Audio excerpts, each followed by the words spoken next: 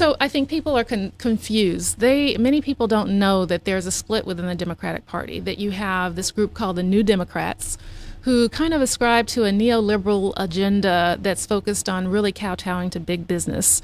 And big business, let us make no mistake, is for cutting Social Security and Medicare benefits, cutting social insurance. In fact, the Business Roundtable, the Fix the Debt Coalition, Pete Peterson, and other wealthy Wall Street actors have been arguing this for this cut, for these kinds of cuts for quite some time. And so the New Democratic portion of the Democratic caucus has been leaning in that direction. And yet you have progressives who are on the other side of this. Do you think that progressives will be strong in holding the line against any kind of incursions against these programs? Well, frankly, the president's position makes that difficult for people because it's very difficult to face the media, to face your own constituents, and to have people say, well, the president's okay with this. How come you're not? Right. And we saw that with the vote, my last vote, actually, when I was a former member of Congress. My last vote with regard to the extension of the Bush tax breaks for the rich.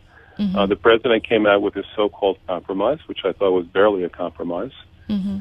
and extended the Bush tax breaks for the rich for 2 years and cut out the legs from under those progressives who said, no, it's not doing any good. They're not creating any jobs. They're simply stuffing more money into the pockets of the rich, the millionaires, the billionaires, the multinational corporations. Right.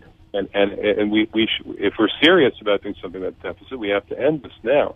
And the president supported it, so the result of that was that 95 Democrats voted for it, and 95 Democrats voted against it. It split the party right down the middle.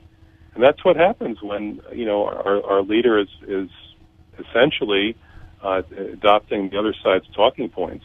We've now reached the point where the Republicans are holding a hearing this week in the House. The Republicans are holding a hearing in the House about all of the cuts in Social Security and Medicare that they say the president supports. Right.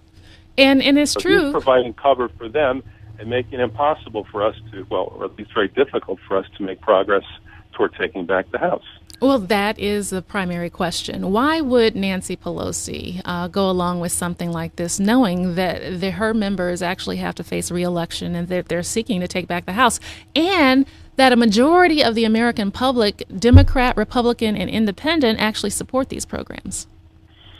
Well, if you look at the polling, it's remarkable. If you ask the question straight up, do you support cuts in Social Security and Medicare benefits? An absolutely overwhelming number of Americans say no. Something on the order of 80 or almost 90% say no to that question. Right. And then if you spin the question a bit and you say, do you support cutting Social Security and Medicare benefits in order to reduce the debt and rein in our deficit? The answer is still no, and it's still overwhelmingly no. It's something on the order of 70 to 75% no, even if you twist and spin the question that way. Right. And then, so the question is, how could anybody possibly believe this is politically intelligent? Right.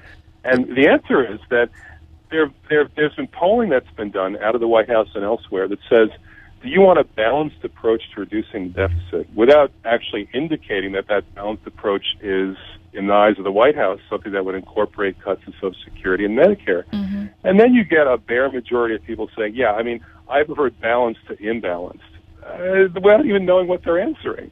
Right. And that somehow becomes the political cover for this abomination. Right. That becomes the political rationale.